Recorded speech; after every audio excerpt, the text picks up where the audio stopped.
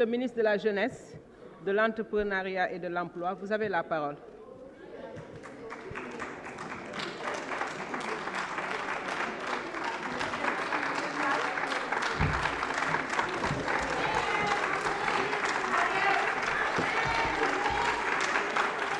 Merci beaucoup. Madame la Présidente, Monsieur le rapporteur général, honorables députés, Messieurs les ministres, chers collègues, chers collaborateurs des ministres, je voudrais, à l'entame de mes propos, vous exprimer tout le plaisir que j'éprouve. Une nouvelle fois, plaisir que j'éprouve de me retrouver devant vous, devant cette auguste assemblée, en vue d'examiner avec vous le projet de budget 2024 du ministère de la Jeunesse, de l'Entrepreneuriat et de l'Emploi. Je voudrais saisir cette belle occasion qui m'est offerte pour exprimer ma reconnaissance et ma profonde gratitude à son Excellence, Monsieur le Président Macky Sall, qui m'a renouvelé sa confiance en me confirmant à la tête du département de la jeunesse, du département très stratégique de la jeunesse. Je tiens à lui renouveler ma loyauté, mon entier dévouement, mais aussi et surtout ma disponibilité à l'accompagner, à œuvrer sans relâche pour la matérialisation de sa vision, mais aussi et surtout pour la concrétisation de ses nombreux projets et programmes destinés à la frange la plus importante de la population, la jeunesse en l'occurrence. Honorables députés, vos différentes interventions, vos questions, vos suggestions témoignent sans doute l'intérêt sans cesse manifesté à l'endroit du secteur de la jeunesse, mais aussi renseignent également de votre claire conscience de votre rôle et de votre responsabilité en tant qu'élu du peuple. Je tiens alors à vous remercier très chaleureusement pour les encouragements, mais aussi pour les suggestions et recommandations.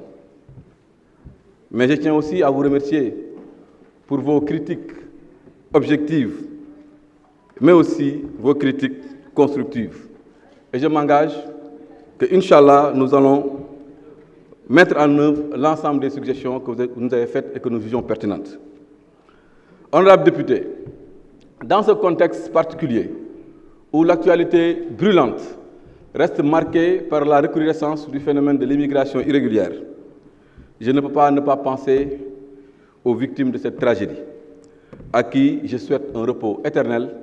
après, bien entendu, avoir présenté mes condoléances, les condoléances les plus attristées à leurs familles et à leurs proches. Honorables députés, avant de me soumettre à mon devoir républicain de répondre à chacune de vos questions, je voudrais avoir l'autorisation de profiter de votre tribune, cette tribune où siègent les dignes représentants du peuple que vous êtes, pour faire un appel vibrant et solennel à l'endroit de notre jeunesse, pour qu'ensemble, à partir d'aujourd'hui, que nous puissions prendre nos responsabilités, mais aussi prendre conscience du danger et des conséquences néfastes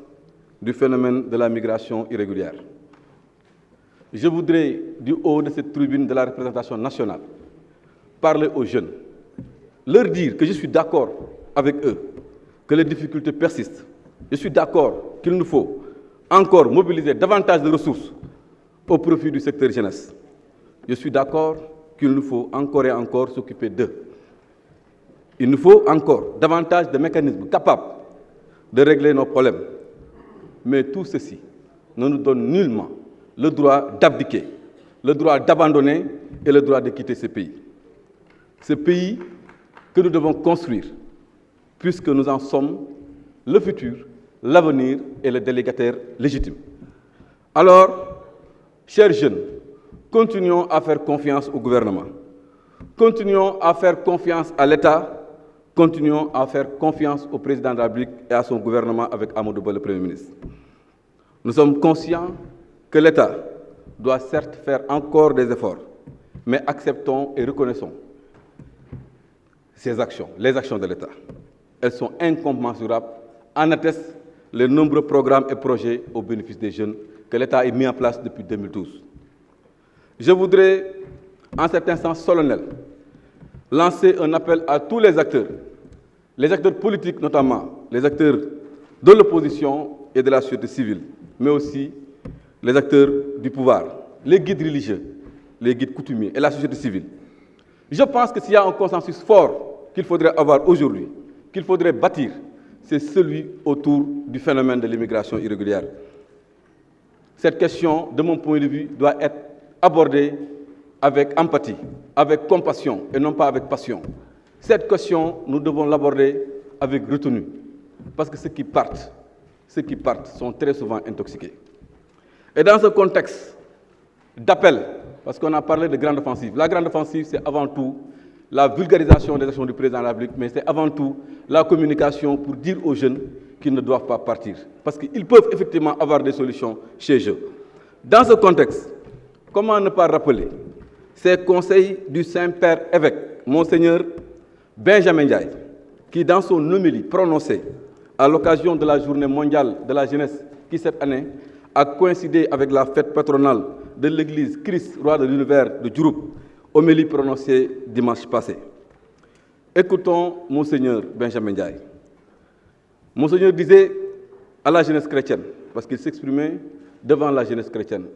et son message, de mon point de vue, est destiné à toute la jeunesse du Sénégal. Sans confession, il disait avec l'espérance, nous ne faisons pas du kharial, en restant les bras croisés, quand il faut se ceindre les reins pour plus d'engagement et de témoignage dans la société. Avec l'espérance, disait le Monseigneur. Nous ne faisons pas non plus du tchalit, en cédant à la peur quand surviennent les difficultés. Avec l'espérance, nous ne cédons non plus, pas du tout, à la tentation de l'impatience, nous ne faisons pas du yakamti. Nous acceptons la progression à petits pas. Dans la vie, il faut accepter de commencer petit pour arriver à plus grand demain. Et il termine le saint homme par rappeler Saint Jacques qui disait dans sa lettre écrite, « Voyez le cultivateur, il attend le fruit précieux de la terre sans s'impatienter à son propos. Tant qu'il n'a pas recueilli le fruit précoce et le fruit tardif, vous aussi, chers jeunes, prenez patience et j'en rajoute. Soyez joyeux dans l'espérance pour rappeler le thème des JMJ 2023. Je suis d'accord, parler de patience dans ce contexte particulier où les jeunes sont intoxiqués, yombul. Ndax su ma nee patience, ñu bëgg gëmloo jeunes yi que dans nos maisons, il y a encore des milliards qui dorment. Jeunes yi mënuñu déglu parce qu'il y a beaucoup d'intoxication. Je suis d'accord, mënuñu wax xale yi patience leen. Su fekkee ne par ailleurs am na ñeneen ñoo xam ne suba ba ngoon dañuy gëmloo xale yi que il y a plus d'espoir dans ce pays, il faut quitter ce pays. Alors que ñoom seen bopp duñ fi quitter. Donc dama bëgg à partir d'aujourd'hui, comme nous avons fait 5 minutes de silence, et depuis que l'opposition proposé, nous avons d'ailleurs pour au moins dire aux gens ce que nous devons faire. Moi, nous avons fait un réew, parce qu'effectivement, il y a des solutions.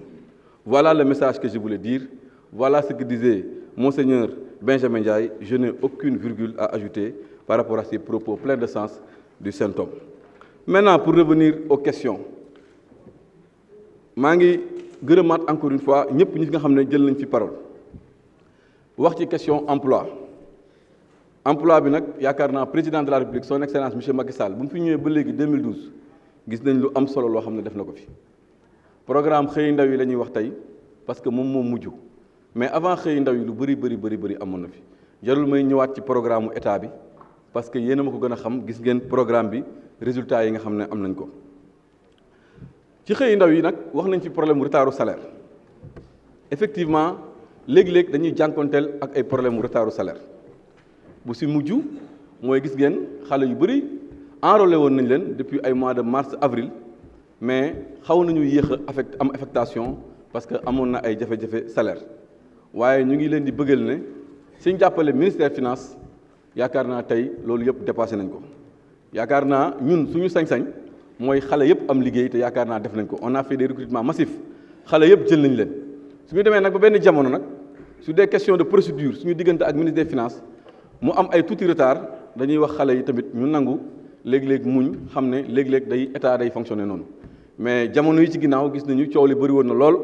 bu ma saisiree sama collègue monsieur le ministre des finances daf ci réagir avec tact ba tey jii ma lay wax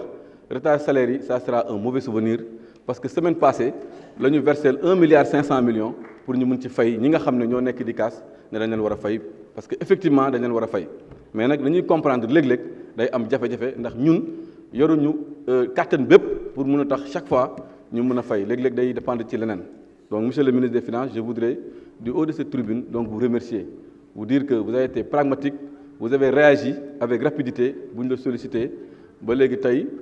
suñu compte am na suffisamment d'argent et incha allah dès la semaine prochaine ñi ñu war a fay te ñu amoon retard salaire dinañ leen woow ñu ubbi compte su ko defee ñu mun leen virer seen salaire. Sur les autres questions notamment relatives à la politique de jeunesse sànq am na ko fi wax honorable député Guy Marius Sagna moo ko wax mu ne ñun dañu toog ba tey di soog a am politique de jeunesse loolu peut-être waxu ko xamul la politique de jeunesse Sénégal yàgg na ko am li ciy bees mooy dañu doon bàyyi politique de jeunesse bi muy nekk politique sectorielle wax ngeen ko sànq soo demee éducation am na benn politique boo xam ne ñoom ñoo koy déterminer ñu doxale ko seen bopp soo demee artisanat wala nga dem pêche bu ci nekk wala nga dem sax ministère de la femme avec les jeunes filles souvent mais tey li ci bees avec le PSE priorité jeunesse mooy dañu nangu ne jeunesse dafa nekk benn politique bu transversale ñu jël yëpp boole ko mu nekk benn politique transversale de jeunesse loolu moo nekk lu bees ci mbir mi mais politique jeunesse moom yaakaar naa ku taxaw ne Sénégal mu ngi koy soog a am dafay wax lu la neex donc loolu je tenais à le rappeler maintenant nag ci pertinence politique de jeunesse parce que wax nañ ci ba tuddaale aussi maison de la jeunesse et de la citoyenneté di remettre en cause sa pertinence loolu dama ci bëggoon taxaw pour ñu waxtaan si pour mu leer Sénégal dañuy wax très souvent que statistiques yi daf ñuy wax 75% des Sénégalais sont des jeunes loolu la ñuy wax 75% des Sénégalais mooy 13 millions de Sénégalais ont moins de 35 ans mais ce que les statistiques nous disent et qu'on ne nous dit pas nous mooy que 50% des Sénégalais ont moins de 19 ans l'âge médian au Sénégal 19 ans la maanaam donc soo jëlee sur la population de 13 millions yoo xam dañu ne ñii jeunes lañu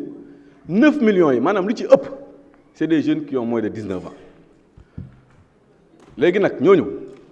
su ñu bëggee jël politique jeunesse yëpp tënk ko ci Prodac FONGIP DER financement mais lan la ñuy jox 9 millions yooyu nga xam ne ñoom ñooy constituer la majorité parmi les 13 millions de jeunes sénégalais 13 millions mooy jeunes waaye ci 13 millions yi 9 millions yi ay xale lañu 19 ans la ñu am peut-être ñooñu jàng la ñu tal qu'est-ce que l'État a fait pour que ñu jàng je pense que aujourd'hui njàng moom Sénégal ñëpp xam nañ ne daanaka dafa gratuit da ngay jàng ban jàng naa jardin d'enfants ba université musuma fay loolu politique de jeunesse la bokk am na yenn dëkk yoo xam ne soo fa demee loolu fa amu fa beneen bi maison de la jeunesse ñëw parce que jeunes yi dañoo soxla ñu former leen ci citoyenneté former leen ci yéen ñi nga xam ne d'accord ngeen ne c'est des problématiques yoo xam ne dañ ko war a régler donc loolu moo tax maison de la jeunesse am sans pour autant nag ñu noter ne maison de la jeunesse yi aussi c'est des lieux où les jeunes peuvent effectivement trouver de l'emploi parce que pôle emploi yi désormais dañ koy def ci maison de la jeunesse et de la citoyenneté parce que ñëpp gis nañu ne dans le cadre de la territorialisation des politiques publiques dans le cadre de la mise à disposition de l'information dans tous les départements le président de la République avait mis en place des pôles emploi mais sànq benn honorable député bu dëkk Goudiri mu ngi may wax problème ak jafe-jafe yi nga xam ne pôle emploi bu Goudiri mu ngi ko am bokk na ci problème mu espace avec les maisons de la jeunesse dañuy gën a am espace dañuy gën a yaatu au-delà de l'ANPEJ au-delà de la DER au-delà du FONGIP mais yeneen structures yi nga xam ne dañuy def financement dañuy def accompagnement au-delà des jeunes parce que les pôles emploi entrepreneuriat jeunes ak femmes la ñu wax dinañu mën a gis seen bopp ci loolu donc maison de la jeunesse am na pertinence am bu baax a baax a baax sànq am na sama benn député su ma dëkkandoo bu dëkk Guinguinéo ne ma waa Guinguinéo soxlawuñu maison de la jeunesse mais ndokk yàlla man li may def dama ko def en toute responsabilité su ma defoon fépp maison de la jeunesse ñëw ba Guinguinéo sote ko moom day jëlaat micro bi ne man dama bëggul Guinguinéo waaye comme que fépp lañ koy def dinañ ko def fépp bu soobee yàlla loolu mooy politique de la jeunesse bi nga xam ne soo xoolee PSE priorité jeunesse bi nga xam ne honorable député Omar Sy que je salue de passage participer na ci élaboration am loolu da nga gis ne lu bëri def nañ ko ci wàllu liggéey soo jëlee wàllu maison de la jeunesse bi nga xam ne président de la République mettre na ko en place ñu bëri ñëw nañu Mbacké Dagana Gossas ñu bëri ñu ngi wax fan la seen maison de la jeunesse toll mais maa ngi leen di wax ne à l'exception de 5 départements yoo xam ne dañu am problème foncier dans tous les départements du Sénégal maison de la jeunesse yi commencé nañ ko Dagana par exemple j'ai discuté tantôt avec le maire et il est prévu d'inaugurer la maison de la jeunesse normalement au mois de janvier xam nga kuy wax inauguration kooku dépassé na liggéey bi fan la kañ la commencé donc on a commencé Dagana depuis presque 7 mois ci ginnaaw tey daanaka léegi mu pare et c'est idem aussi pour Gossas mais aussi pour Mbacké bi nga xam ne honorable député mu ngi may laaj fan la maison bi toll maison Mbacké bi daanaka léegi mu pare ñuy jaawale nag sànq je pense honorable député Abdou Mbow wax na ko naan maison de la jeunesse ak CDEPS ça n'a rien à voir maison de la jeunesse dafa am CDEPS nekk leneen ku xool Kaolack li fa xew keroog ci inauguration gis image da nga xam ne vision au président de la République dafa dépassé ay foyer des jeunes naam ne rafetoon na suñu maam Senghor moo ko fi defoon dafa dépassé vision wu président Abdou Diouf mi andi woon CDEPS naam ne vision bi rafetoon na lool waaye gis-gis bi président Macky Sall am dafa wutee aussi ak espace jeunes yi nga xam ne si jamonoy Abdoulaye lañ ko xamee donc maison de la jeunesse dafa nekk lu am solo loo xam ne président Macky Sall daf ko andi mu nekk liggéey boo xam ne dañ ko liggéey maintenant CDEPS yi yéen a ko wax dafa délabré dinañ ko réhabiliter mais non pas pour que mu nekk beneen infrastructure de jeunesse parallèle mais au moins ñu mën ko utiliser dans le cadre de nos autres missions parce que il n'est jamais de trop pour les jeunes pour mettre à leur disposition donc des infrastructures de jeunesse loolu moo nekk li nga xam ne quand même c'est des questions yu nga xam ne globalement soulevé nañ ko ma mun ci wax mun ci répondre mu mun a xam problème mu emploi dinaa si ñëwaat l'État est volontariste l'État dafa dem ci programme xëy ndaw yi mu ne dans le cadre de mes propres actions dinaa fexe ba yéen seen bopp xale yi ma mun leen créer emploi ñuy wax très souvent la qualité de l'emploi loolu la ma si bëggoon ñëwaat ici la qualité de l'emploi il faut pas qu'on en doute c'est des emplois de qualité le programme xëy ndaw yi je l'ai dit a permis à 5000 enseignants aujourd'hui d'être aujourd'hui à l'heure où on parle devant la porte de la fonction publique 5000 enseignants yi ñu recruté woon ci xëy ndaw yi ñooñu yaakaar naa fonction publique ubbil na leen ay bunt yoo xam ne pérennité seen emploi moom loolu kenn waxatu ko beneen bi mooy ñi nga xam ne ñoom la ñu dugal ci force de défense et de sécurité notamment les policiers adjoints les volontaires de la police ñu mun ko tuddee noonu ñoom itamit police am na dispositif boo xam ne dañ leen encadrer accompagner leen ba ëllëg ñu mën a nekk ay policiers titulaires comme seen morom yi ni ñu ko nekkee sans compter maintenant ñeneen ñi nga xam ne je prends l'exemple des volontaires et des animateurs socio-éducatifs yi nga xam ne bu ñu leen recruter ñu nekk presque 1000 parallèlement ñu ngi tabax 46 départements 46 maisons de la jeunesse dans les départements loolu lu muy wane mooy ñoom ñëpp incha allah bu neexee yàlla dañ leen di jox place ci maison de la jeunesse bi nga xam ne ça a coûté au moins benn bu ci nekk 1 milliard. et c'est une occasion aussi pour répondre à l'honorable député de Mbacké Serigne Mbacké miy laajte fan la xaalis bi dugg maa ngi koy yëgal ne comme ni ma ko waxee sànq dans tous les départements nous avons démarré les travaux léegi nag su loolu weesoo ci question yi nga xam ne moom la ñu posé sama sœur wala sama bàjjen Madeleine laaj ko au niveau de Mbour am na ay mbir yu am solo yoo xam ne def nañ ko muy unité de boulangerie ak pâtisserie yoo xam ne def nañ ko fa à la disposition des jeunes mais aussi centre d'incubation yoo xam ne ci ay métiers ci wàllu formation ci wàllu produit halieutique lañ ko def à Mbaling loolu aussi c'est de notre travail du ministère de la jeunesse voilà dinaa si ñëw maintenant pour les centres d'incubation bi nga xam ne moom la ñu def Mbour dans les métiers du BTP boobu aussi def nañ ko sans compter maintenant les formations yi nga xam ne très souvent dañ koy offrir à la jeunesse compte tenu des emplois que nous avons effectivement créés dans le département maison de la jeunesse et de la citoyenneté bi nga xam ne mu ngi nekk Mbour démarré nañ ko boobu aussi bokk na ci programme yi nga xam ne jàpp nañu ne dinañ ko inaugurer bu soobee yàlla avant mois de janvier li ñuy wax mooy inaugurer gum nañ benn balaa mois de janvier di jeex dinañu amaat yeneen 26 maisons de la jeunesse et de la citoyenneté yu bees yoo xam ne département yu bëri concerné na leen te balaa avril incha allah daanaka sur les 46 on assure que dinañ ci am au moins les 36 su ko defee Sénégal ñëpp gis seen bopp ci maison de la jeunesse au moins maison de la jeunesse ñëpp nangu nañ ne programme la boo xam ne comme ni ko gars yi di waxee rek un coup kaw la président dafa ñëw ne 46 milliards ci table bi dafa la leen ko fépp donc loolu war nañ ci gërëm président war nañ ko ci sant maintenant fi may terminer nag mooy honorable député suma xarit Ismaïla Diallo xam naa moom ba léegi 10 000 voix yi ma ko rayoon Guinguinéo moo ko jax ba léegi mais xam naa ne du ma utiliser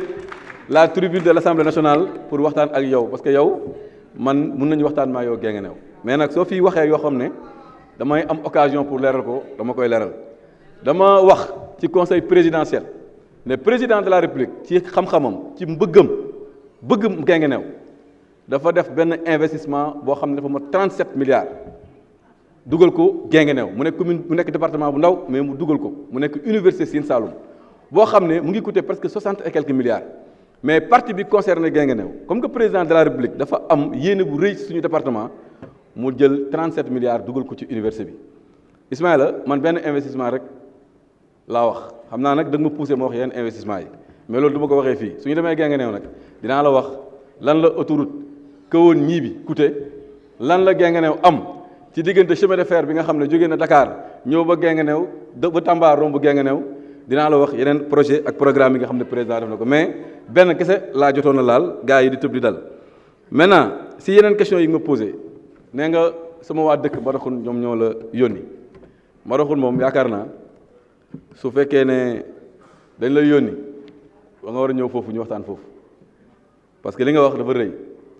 centre de formation professionnelle dafa amoon fenn fu mu nekkoon foofu délabré ci jàppale état ak ministère formation professionnelle ñu jox leen beneen site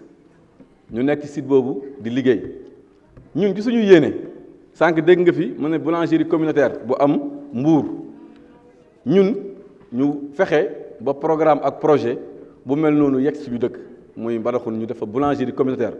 boo xam ne li nga waxee dafa mel ni man maa am sama xaalis di tabax boulangerie demeewul noonu boulangerie communautaire la ak centre d'incubation boo xam ne pour jeunes yi la pour population bi la loolu la ñuy tabax foofu loolu aussi yaakaar naa dafay accroître li nga xam ne moom nga ñu laaj muy emploi te yaakaar naa population bi kontaan nañ si moo tax chaque jour su ma fa demee dañ ma naan kontaan nañu gis nañ seen bopp maa ngi nuyu nag suma bàjjan suma maam Daba Diouf moom mi nga xam ne waxam rafet na lool moom dëgg yàlla moom moo nekk maire Guinguinéo su ne moom waa Guinguinéo ko yónni mun naa gëm ne waa Guinguinéo ko yónni waaye ku dem élection Mbadakhoune munoo am 80 voix nga ñëw naan waa Mbadakhoune la yónni yaakaar naa sa juróom-ñetti fukk voix yi nga amoon foofu bu yàbboo da nga perte soo moytul je vous remercie merci beaucoup. Je vous remercie, Monsieur le ministre. Monsieur le ministre des Finances et du Budget, vous avez la parole.